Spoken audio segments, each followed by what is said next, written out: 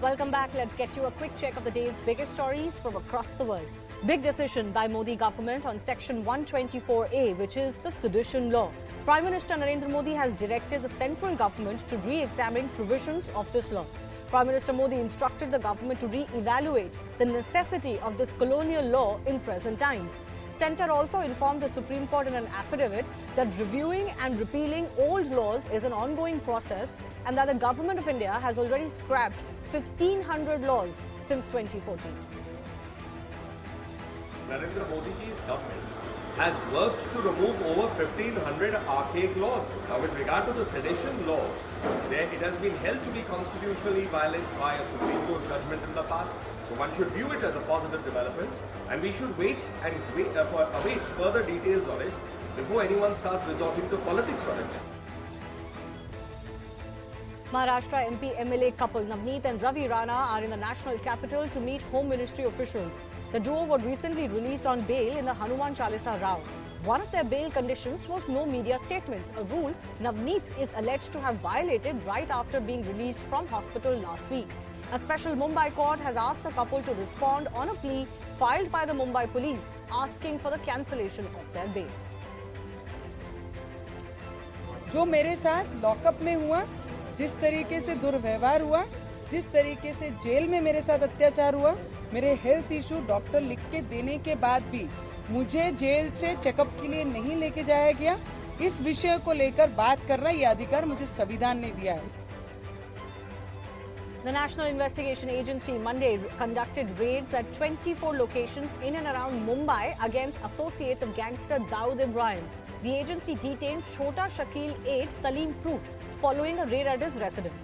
Various incriminating materials, including electronic devices, documents of investments in real estate, cash and firearms were also seized. कुछ लोग को हिरासत में लिया गया है यहाँ पर, इनसे पूछे जाएंगे सर कौन है, सर दाऊद जा रहे हैं सर, क्या आपको सर किस तरह से मतलब अरे को तरीका है सलीम भाई सर साफ तौर पर ये जो सलीम नाम के शख्स हैं उन्हें एनआईए ने हिरासत में लिया है और हिरासत में लेने के बाद जो एनआईए की टीम है वो यहाँ से उन्हें ले जाने की कोशिश कर रही है. Severe cyclonic storm Asani, which was expected to make landfall in Odisha, will recurve over the sea tomorrow. The meteorological department said the storm is expected to weaken gradually over the next 2 days. The Met Office has also predicted that coastal Odisha, parts of Andhra and Bihar will receive some much-needed relief from the heat wave. As Sri Lanka faces its worst economic crisis, Mahinda Rajapaksa stepped down from his post as Prime Minister today. Curfew was imposed in the island country today after pro- and anti-government protesters clashed. Officials estimate that at least 20 people were injured. Rajapaksa loyalists armed with sticks and clubs attacked unarmed protesters who've been camping outside President Gotabaya's office since April 9.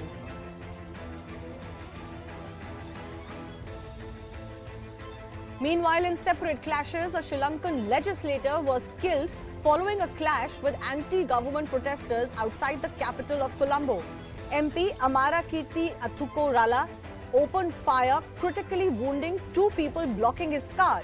But he was later found dead after trying to take refuge in a nearby building. At least 60 people are feared dead after a Russian airstrike on a school in eastern Ukraine.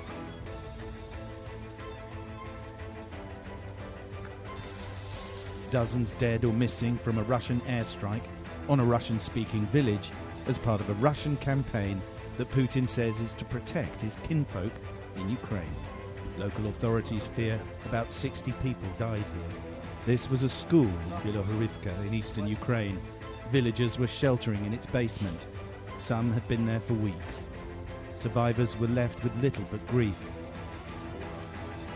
We asked if his family had been with him.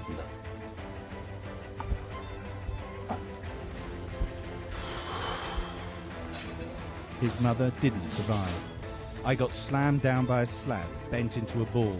Then another explosion, small rocks sprinkled, darkness. Then I looked, and the dust settled, and a ray of light appeared. Sergei crawled out, then he dug me out.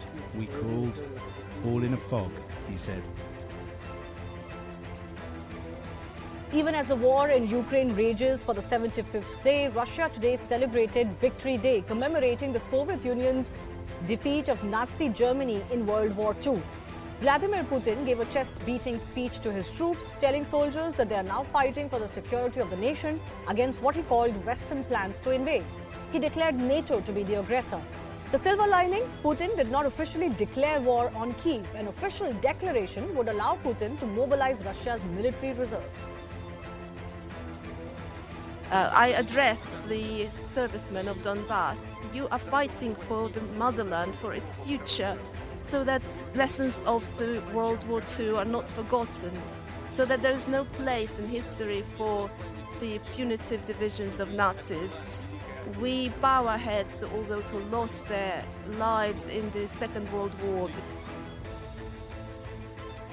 The United States has announced a set of new sanctions against Russia as the latter continues to escalate its attack against Ukraine. This comes as US First Lady Jill Biden paid a surprise visit to the war-torn Ukraine. Going further to punish Russia, the U.S. announced new sanctions against Moscow and pledged additional support for Ukraine Sunday in a virtual meeting with G7 leaders. Every day of this war, the Russian army does something that is beyond words. But every next day, it does something that makes you feel it in a new way. The new sanctions include cutting off Kremlin-controlled media outlets from American advertisers and prohibiting the country from using U.S.-provided management and accounting consulting services.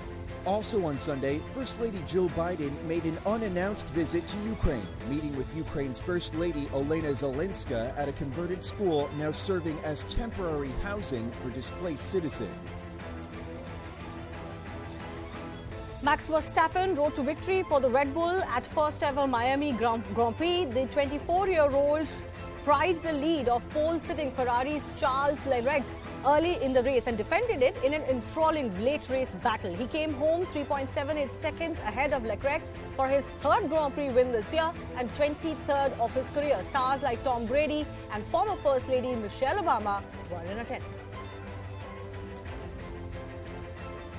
I thought it was going to be a tough one to win, but Max, the crucial part was first of all the start, managing to split the Ferraris, and then he just hung with Charles and was able to look after that right front tyre and then make the pass and then really control the race.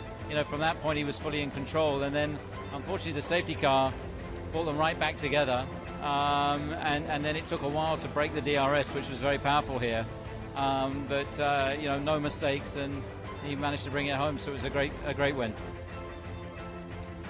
And finally, in Seen Unseen today, a Punjabi wedding in California got some unexpected visitors, 2 deputies from the sheriff department. This is because irate neighbors had filed a noise complaint. The wedding party lowered the volume, but not before this happened. Take a look, and thanks a lot for watching.